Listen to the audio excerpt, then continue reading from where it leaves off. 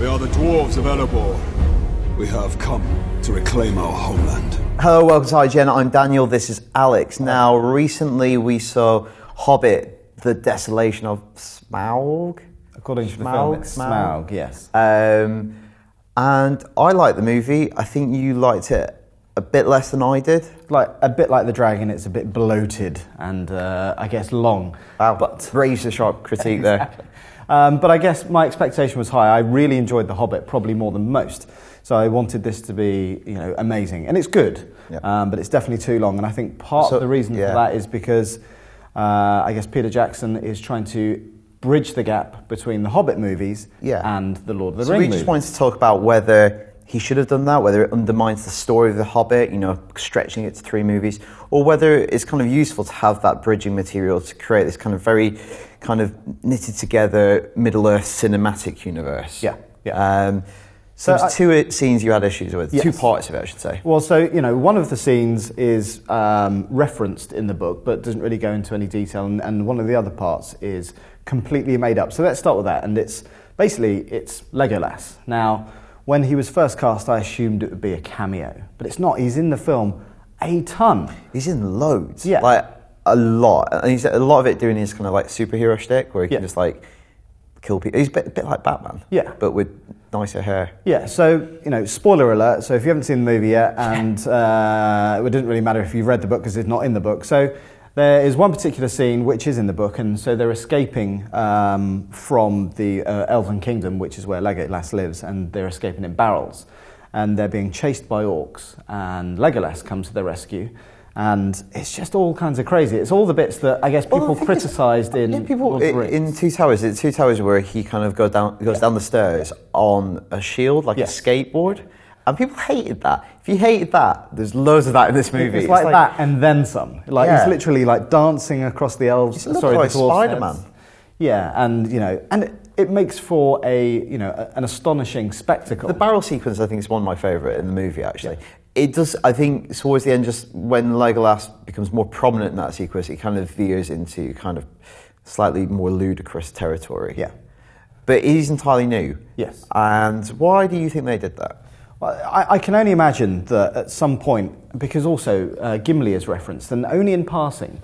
But I can only imagine that at some point in the third film, because right at the very end of the film, he is, riding off, chasing the kind of bad orc in this film. And I just think, well, that never happened. And they're leaving Lake Town to head off towards the Lonely Mountain. So I wonder, obviously, Legolas has this kind of fractious relationship with Gimli in the Lord of the Rings movie. So it's almost kind of giving him some groundwork. He's encountered dwarves before. Yeah. He's met Gimli's dad. Yeah. And it's almost like sowing the seeds for that stuff later on. Yeah. But you see a lot more of the woodland elves, and there's an entirely new character, Tauriel, which is played by Evangeline Lilly, who I think is pretty good. But then they create this weird kind of dwarf elf, very strange, interracial, intermagical racial relationship. But also, I don't really know where it kind of comes from, because they hint that Tauriel is kind of already, involved with Legolas at the beginning. Well, he's keen on her. As my mum would say, he's always keen on her.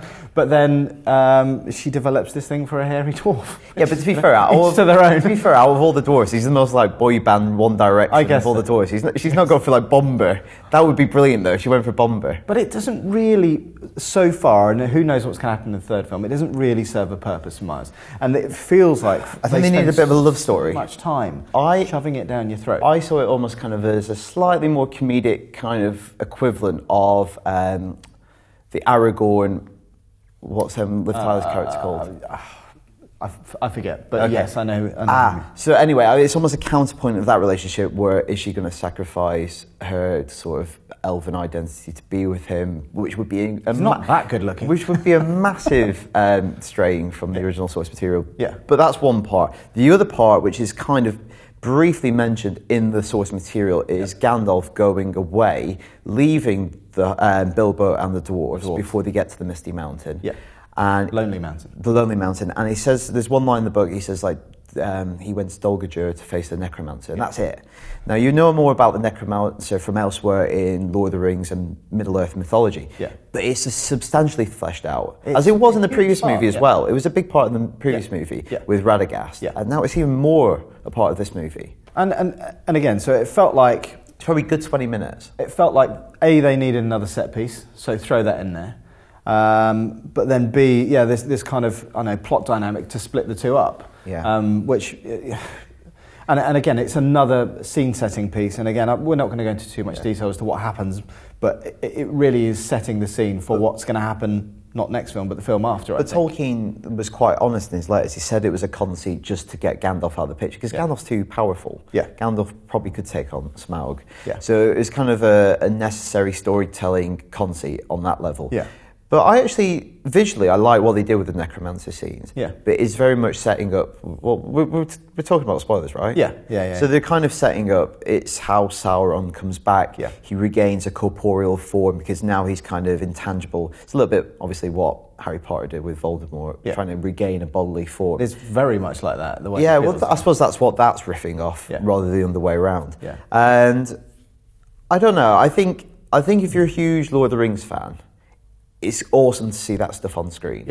And I think in years to come, when you watch them as a collection, that stuff now will kind of be more satisfying in years to come when you watch them as a collection. Or for people who watch them the other way around. Because the great thing about Sauron in the original Lord of the Rings book is you never really hear from him. He's kind of this very forbidding, far away evil. You see him at the very begening when he's which isn't described, kind of which isn't described in the books. So Jackson took some license there, which I think paid off, because it's a Hollywood movie. You need to have some kind of recognisable villain. And so I think the stuff in The Hobbit will serve Jackson's kind of cinematic universe really well in years to come. But I think it's kind of maybe destabilised The Hobbits as movies. I think at the minute it's the stepping stone, but we don't know where the next step is. Because so I think if you had two movies, the end of the first movie would be reaching the mountain. The beginning of the second movie would be just Smaug for the first hour, which would be an awesome way to start a movie, straight in there. And then it would finish with the Battle of the Five Armies. Whereas with all this extra stuff, you've got Smaug at the end of this movie, which personally, it seemed like it came after quite a long movie already. But you're at least an hour and a half into the movie before you even see the dragon. And I must admit, I felt like the end of the movie was, I know it's always hard with cliffhangers, but this was probably the most disappointing cliffhanger that I've kind of seen in any of the Lord of the Rings movies so far. So we've kind of concluded that it's really good as a way of kind of setting up the Lord of the Rings trilogy, and when watched together, it'll be like the definitive take on Middle-earth, but maybe it destabilises The Hobbit as standalone movies. But we'd love to hear what you think in the comments below.